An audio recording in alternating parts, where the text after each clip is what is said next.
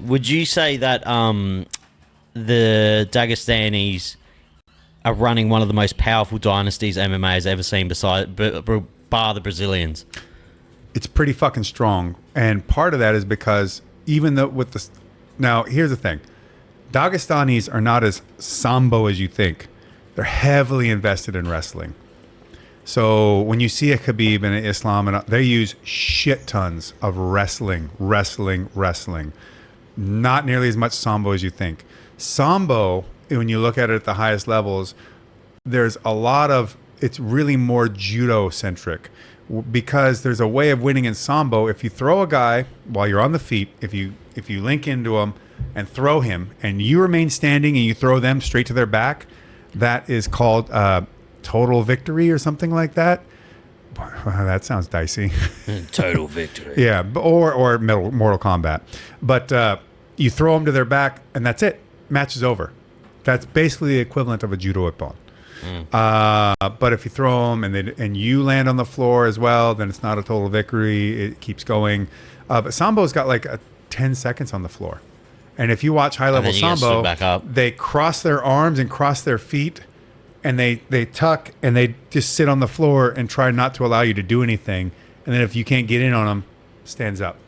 So it's really a whole lot more like judo. And a lot of the Sambas are heavy judo guys. Then you have combat Sambo, which allows punching, headbutts, and kicks and stuff like that. But there's still a point system that goes into it. But you'll still see a lot of guys, be it Fedor or others, using a ton of judo throws, taking people down that way.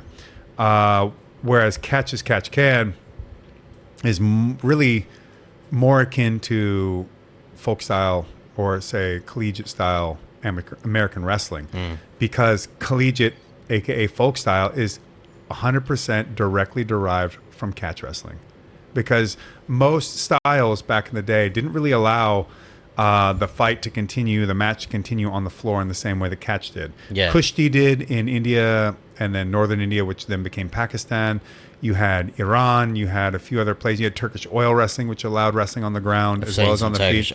Well, and so for them, you get them down, you're trying to turn them over onto their shoulders. It's and if you do that, peculiar sport. Right, so they'll sit there in that base position and try not to get turned. But a lot of traditional styles of wrestling, as soon as you take a guy from their feet and anything other than the bottoms of their feet touch the ground, that's it, it's over. It's over. Like, match is done. Whereas with catch wrestling, catch as catch can, basically catch them, get them any way you can. So these I seen that in your seminar today. You were like, it doesn't matter how you get there almost. Well, I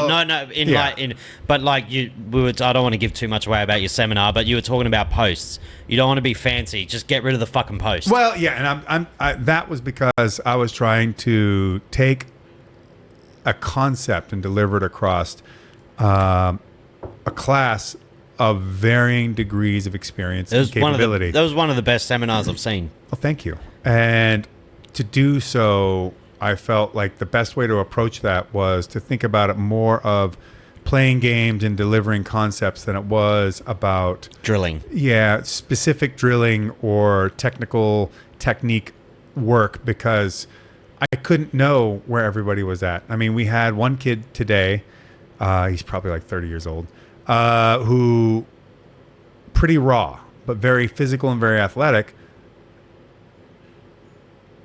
I could teach him a bunch of moves, and maybe he's too busy like trying to figure out which hand is the left hand, right? But instead, I'm just trying to get him to understand what the game plan is and what is the ultimate goal and how are you going to get there. And from there, keep him on the fucking floor. And I can watch him make one mistake, right, and just correct that, because he's trying to accomplish the goal that I set out for him along the parameters and the ideas that I put out there. But now I can say, don't do that in this instance.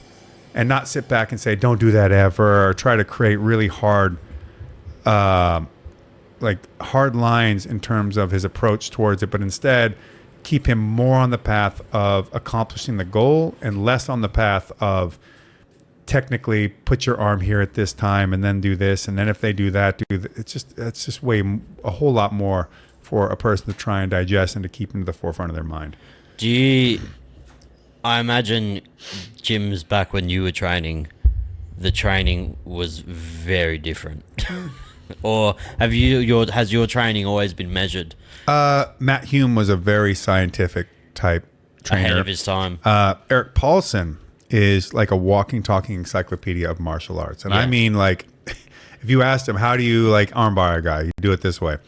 How do you armbar a guy in the middle of a podcast? You do it like this. How do you armbar a guy in the middle of a podcast while you ride your motorcycle into the garage? Like, he would figure out a way. Like, he's just that guy. He's so diverse and experienced in his martial knowledge.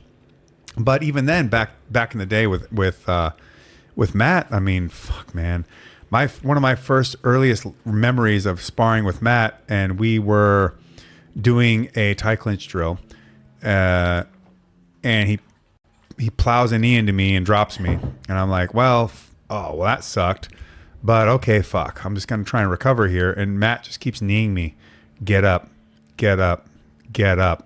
I mean, that's the way it was. Like, oh, fuck. Okay, this isn't stopping just because I got dropped. Okay, fuck, you're right.